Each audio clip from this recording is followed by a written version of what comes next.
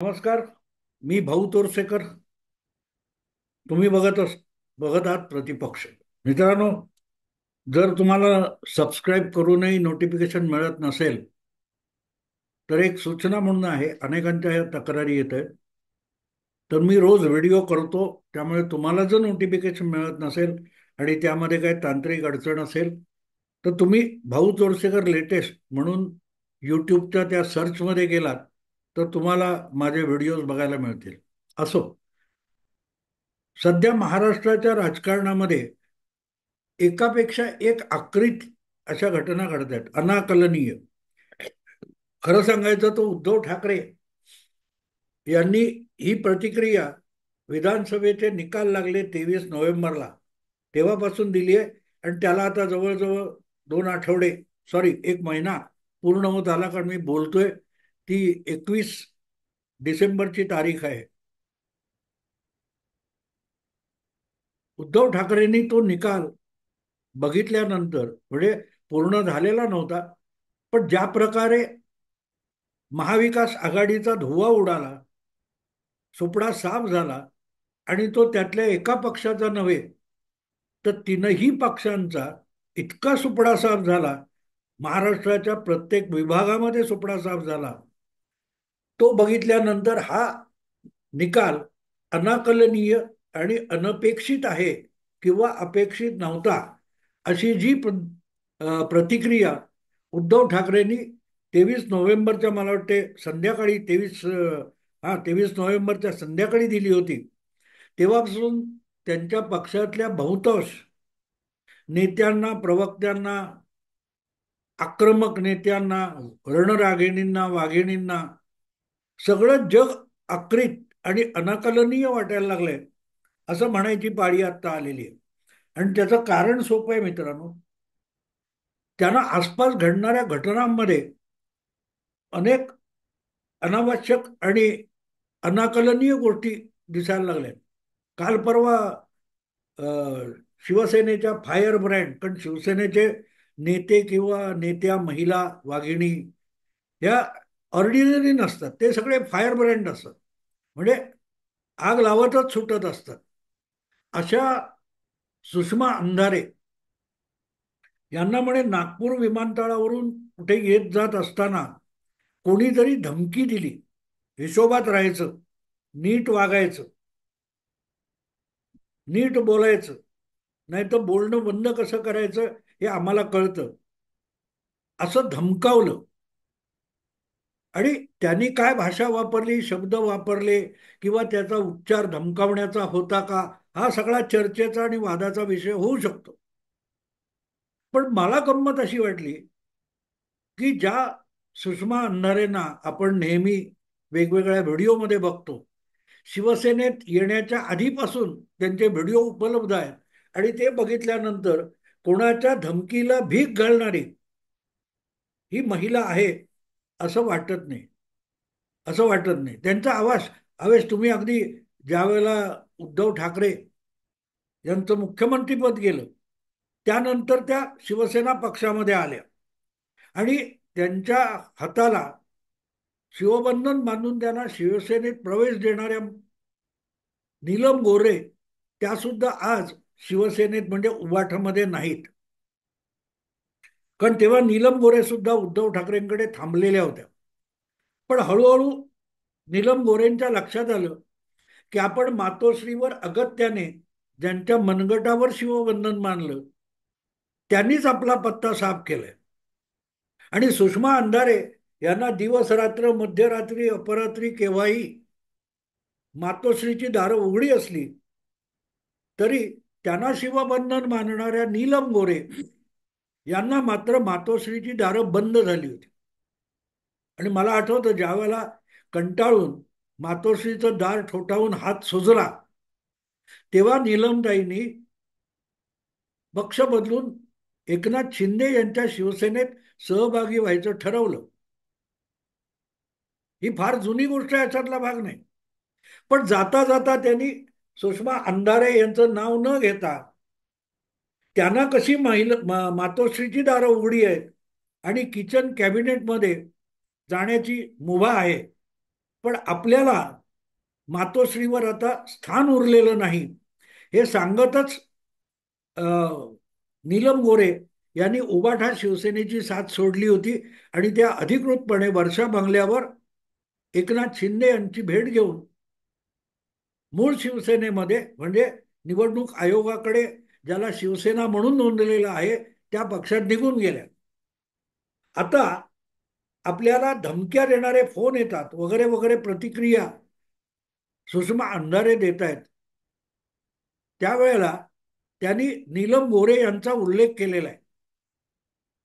असं मला त्या सगळ्या घरगुती आणि आपसातल्या भांडणात पडायचं नाही. पण गंमत अशी की सुषमा अंधारेंना धमकी ही गोष्टच विनोदी नाही का, अनाकलनीय नाही म्हणणार मी. मी त्याला विनोदी म्हणेन. याचं कारण सुषमा अंधारे नेहमी कोणालाही भाऊ म्हणतात किंवा बघून घेईन तिकडे येऊन अशा धमक्या सुद्धा देतात.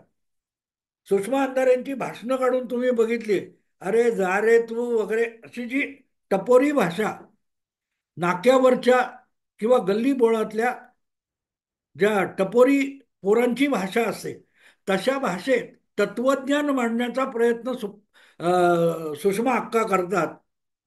आणि कोणीतरी त्यांना तशा भाषेत सांगितलं तर त्यांना ती धमकी वाटली.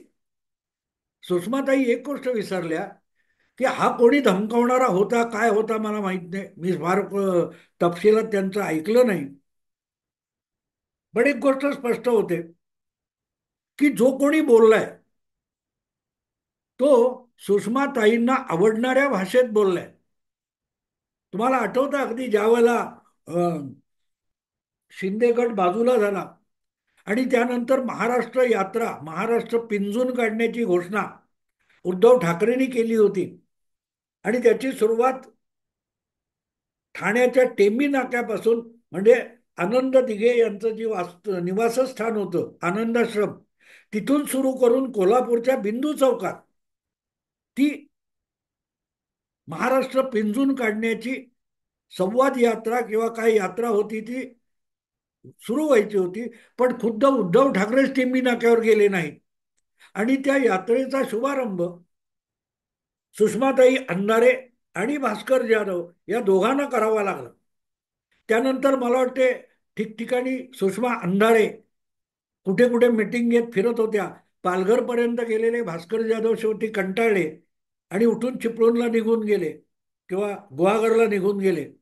आणि मग सुषमाताई कुठे कुठे कुठे फिरत होता त्याच्या तुरळक कुठे बातम्या यायच्या. आणि मग एक दिवस कधीतरी कुठे मला वाटतं मराठवाड्यात त्याचा समारोप वगैरे झाल्याची एक बातमी बघायला मिळाली. पण या सगळ्या कालखंडामध्ये गुलाबराव पाटील असोत किंवा आणखीन कोण कोण असोत या सगळ्यांना तुझ्या मतदारसंघात रत्नागिरीत वगैरे येऊनच बघते अशी भाषा अत्यंत सोजळ नम्र आणि सौम्य भाषा सुषमाताई अंधारे वापरत होत्या. त्यापेक्षा नीट राहायचं नीट बोलायचं तुमचे आवाज बंद कसे करायचे ही भाषा कठोर कशी काय होते. ही भाषा तर सुषमाताईंची भाषा आहे. आणि तुमच्या भाषेत कोणी बोलला तर तुम्ही घाबरून जाता हे अजब आहे. थोडक्यात आपल्याला संरक्षण मिळावं ही कैफियत मांडण्यासाठी आपण घाबरत नाही हे सांगत सांगत तुमची मर्जी असेल तर. मित्रांनो गंमत असते की सुरक्षा मागायची तर आहे, सुरक्षा हवी पण आहे. कारण अलीकडल्या काळात गेल्या 20-25 वर्षामध्ये ज्या नेत्याच्या बाजूला एखादा पोलीस किंवा 2-4 पोलिसांचं एक पथक असतं त्याच्या घरासमोर दारासमोर पोलीस सुरक्षा म्हणून बसलेले असतात त्याला मोठा नेता मानला जातो. जेवढा सुरक्षेचा बंदोबस्त अधिक तेवढा तो नेता मोठा. ज्याच्या घरी किंवा ज्याला भेटायला येणाऱ्यांची तपासणी केली जाते मेटल डिटेक्टर लावून तपासणी केली जाते तो तर अधिक मोठा नेता अशी एक समजूत तयार झाली आहे. आणि त्यामुळे आपल्याला शिवसेनेमध्ये परस्पर उपनेता केलं एवढ्यावर सुप्रियाताई खुश नाहीयेत. त्यांना आमदार खासदार होता आलं नाही म्हणून त्या दुःखी नाहीयेत. पण आपल्याला आपला रुबाब वाढवण्यासाठी कमीत कमी एखादा पोलीस शिपाई तरी सुरक्षेसाठी मिळाला पाहिजे ही त्यांची अपेक्षा असेल तर त्याला गैरलागू मानता येणार. आणि म्हणून ती मागायची असेल सुरक्षा, तर आपण मागितलं तर मग आपण वाघीण कसले? आपण तर उद्धव ठाकरे यांची रणरागिणी आहोत. आपण शिवसेनेत उपनेत्या म्हणजे वाघीण आहोत. मग आपणच सुरक्षा मागितली तर आपण घाबरलो असं होईल.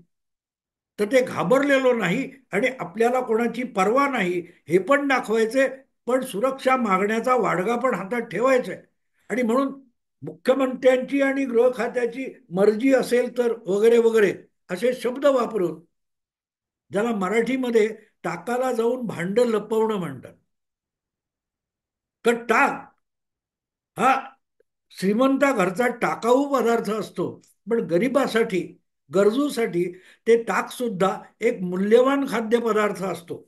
आणि त्यामुळे ते ताक मागायला जायचं असेल तर आपण भिकारी गरीब दिसतो, त्यामुळे ताक मागायला जाताना भांड लपवायचं.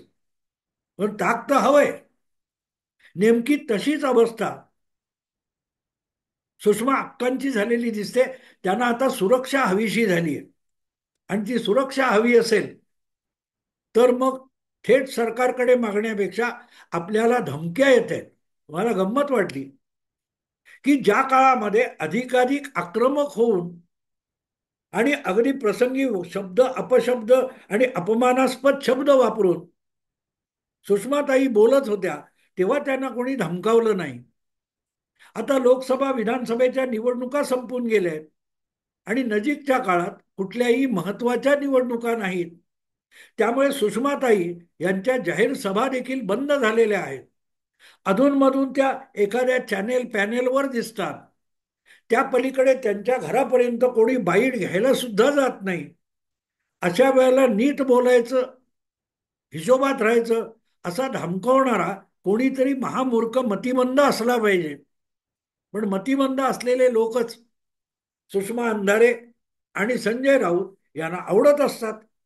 त्यामुळे कदाचित तो भेटला असेल तर त्यामुळे सुषमा अंधारे खुश झाले असतील की बेअक्कलसारखी आपल्याला धमकी देणारा जो कोणी आहे, कमीत कमी त्याची गाडी कुठची होती, तिचा नंबर काय होता, एवढं तरी सावध बाकीच्यांचे गौप्यस्फोट करणाऱ्या सुषमाताई अंधारे आहेत.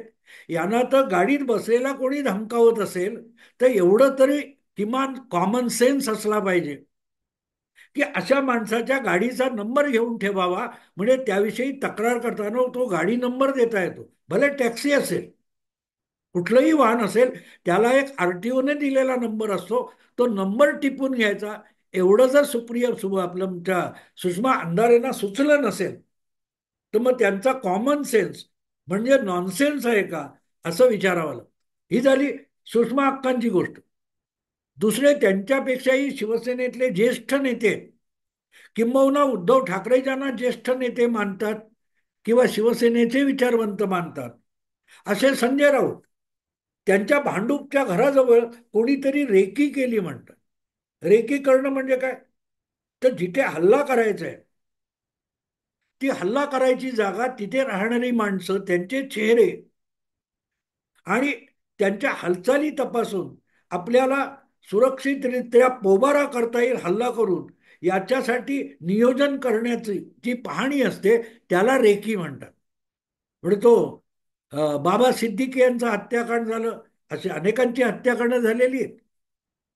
पण त्या हत्याकांडासाठी जी रेकी केली जाते, तशी रेकी म्हणे संजय राऊत यांच्या भांडूपच्या घराची झालेली आहे. मोटरसायकलवरून कोणीतरी आले होते आणि बहुधा मोटरसायकल ही उत्तर प्रदेश वगैरेची आहे. यासारखा विनोद असू शकतो का मित्रांनो? रेकी करायला येणारी माणसं ही उत्तर प्रदेशातून मोटरसायकल घेऊन येतात आणि भांडूपमध्ये घोटाळतात.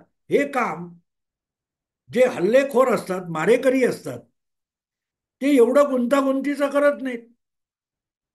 म्हणून कोणीतरी, मला वाटतं कोणी आठवत नाही, पण शिवसेना एकनाथ शिंदे गटाच्या कोणीतरी स्पष्ट सांगून टाकलं, मच्छर मारण्यासाठी काही रेकी करतात काय वगैरे वगैरे. मी तेवढा अपमानास्पद बोलणार नाही, कारण संजय राऊत हे स्वतःला क्राईम रिपोर्टर मानवतात म्हणतात. त्यांना गुन्हेगारी शास्त्र आणि त्याचे तपास हे इतके बारकाईने माहिती आहे की त्यांनी अरुण गवळीच्या अटकेसंबंधी लिहिलेला लोकप्रभेतला एक जो रिपोर्ट होता त्यासाठी तत्कालीन मुंबईचे संयुक्त पोलीस आयुक्त अरविंद इनामदार यांनी लोकप्रभेवर खटला भरला होता आणि नाक मुठीत धरून इंडियन एक्सप्रेस आणि लोकसत्ताच्या मॅनेजमेंटला चांगली पानभर माफी द्यावी लागली होती. इतकं गुन्हेगारी शास्त्राचं संजय राऊत यांचं ज्ञान आहे. आणि त्यामुळे आपल्या आसपास कोणी रेकी करत असेल तर बाबा त्या गाडीचे नंबर, मोटरसायकलचे नंबर घेऊन ठेवा. त्यांचे चेहरा ओळखता आला तर बघा. एवढं तरी त्यांनी आपल्या कुटुंबियांना आणि आपल्या विश्वासू भांडूपच्या सहकाऱ्यांना सांगायला हरकत नव्हती, पण तसं काही झालेलं नाही. रेकी केली, रेकी केली, रेकी केली. याचा अर्थ सरळ आहे मित्रांनो.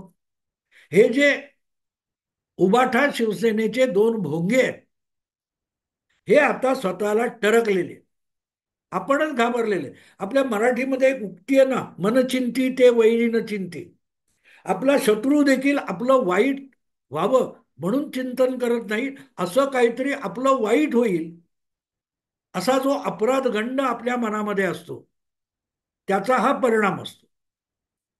मला माहिती की मी 52-55 वर्ष पत्रकारिता करताना अनेक मोठमोठ्या राजकीय नेत्यांना माझ्या निंदेचा विषय, टीकेचा विषय बनवलेला आहे. पण मित्रांनो सांगतो, एखाद दुसरा फडतूस अपवाद सोडला तर कुठल्याही नेत्याने साधं फोन करून मला कधी धमकावलं नाही की बाबा कृपा करून आमच्या विरुद्ध बोलू नका, असं पण समजावलं नाही. तुम्ही केलेल्या टीकेला राजकीय नेते व्यावसायिक असतील तर ते योग्य तो सन्मान देतात की तुम्हाला काडीची किंमत पण देत नाही. कारण त्यांना माहिती असतं मीडियामध्ये किंवा अशा कुठल्याही जाहीर भाषणामधून कितीही वाईट नकारात्मक बोललं तरी आपल्या व्यवहारी राजकारणावर त्या टीकेचा काडी मात्र परिणाम होत नाही. हे लोक ओळखून असतात. त्यामुळे संजय राऊत रोज सकाळी उठून काय बोलतात? अहो साधी गोष्ट आहे. संजय राऊत किंवा सुषमा अंधारे यांना कोणी रेकी करणं किंवा धमक्या देणं याची गरज नाहीये. जे कोणी रोज त्यांच्या दारात जाऊन बसतात, टमरेल घेऊन लोटा परेड करावी, तसं सकाळी सकाळी प्रातर्विधीला आज संजय राऊत यांच्या घरी काय मेनू आहे दारी, यासाठी जे जाऊन बसतात कॅमेरा आणि माईक घेऊन, बूम घेऊन, त्यांना कोणी धमकावेल, कशाला ते रोज रेकॉर्ड करतो रे आणि का दाखवतो, यापुढे जे दिसू नको. धमकवायचं असेल हिशोबात राहायचं, पत्रकार तर पत्रकार म्हणून राहायचं. दुसऱ्यांचे प्रातर्विधी आपल्या चॅनेलच्या गटारातून सोडायचे नाहीत. हे धमकावणं सोपं असताना कोणी संजय राऊत यांच्या घरची रेकी कशाला करेल किंवा गाडीत बसून सुषमा अंधारेंना धमकावेल तरी कशासाठी? या सगळ्या कपोल कल्पित गोष्टी असतात. संजय राऊत एक भली थोरली पत्रकार परिषद घेतात आणि सगळ्या चॅनेलवरून लाईव्ह दाखवली जाते आणि त्याच्यातून एक चिरकुट देखील केस किरीट सोमय्याच्या विरुद्ध, भाजपच्या विरुद्ध उभी राहू शकत नाही. इतका संजय राऊत यांचा थिल्लर आणि छछोरपणा सगळ्या चॅनेलवर दाखवला जातो. त्यानंतर सुद्धा त्यांना कोणी धमकावत नाही. त्यांनी पोलीस आयुक्त म्हणून संजय पांडेंना मुंबईत आणले तरी संजय राऊतने केलेल्या आरोपात काही तथ्य नसल्याचा निष्कर्ष मिळतो.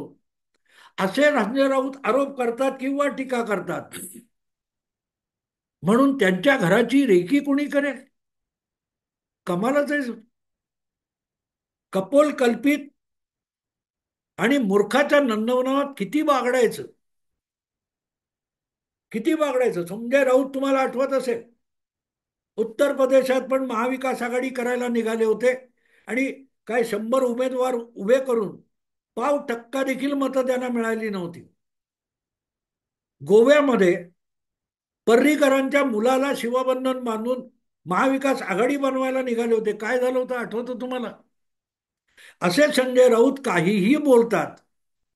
त्यांचा प्रातर्विधी हा सगळ्या वाहिन्यांच्या पत्रकारांसाठी एक चविष्ट खाद्यपदार्थ असला तरी सामान्य माणसं किंवा गुंडागर्दी करणारे व्यावसायिक माफिया असतात. त्यांच्यासाठी संजय राऊत किंवा सुषमा अंधारे यांच्या बडबडीला काडीचीही किंमत नाही. मित्रांनो, नेपोलियनचं एक फार सुंदर वाक्य आहे. नेपोलियन म्हणतो, मूर्ख माणूस आपला शत्रू आत्महत्या करत असेल तर त्यात हस्तक्षेप करू नये. सुषमा अंधारे किंवा संजय राऊत यासारख्या माणसांना कायम बोलती ठेवणं म्हणजेच उद्धव ठाकरे यांनी उबाठा शिवसेनेला आत्महत्येकडे घेऊन जाणं आहे. तर ते थांबवण्यासाठी कोणही भाजप किंवा महाविकास आघाडी किंवा एकनाथ शिंदे गटातला प्रयत्न करील असं वाटत नाही. कोणाला मारायला सांगणं तर दूरची गोष्ट झाली, ज्याचा परिणामच होत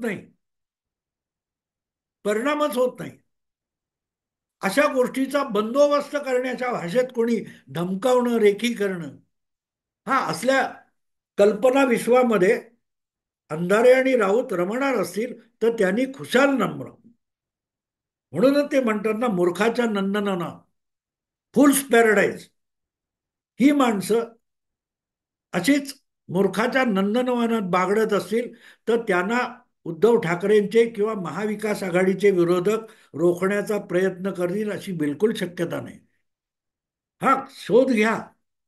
शोध घेऊन काहीही निघणार नाही. आजपर्यंत काही निघालेलं नाही. पण हा, अपेक्षा अशी आहे की या निमित्ताने आपल्याला सुरक्षेचा देखावा उभा करता येईल. 4-5 पोलीस शिपाई आपल्या भोवती पुढे मागे असले तर जरा दबदबा तयार होईल. कमांडो मिळाले तर आनंदच आहे.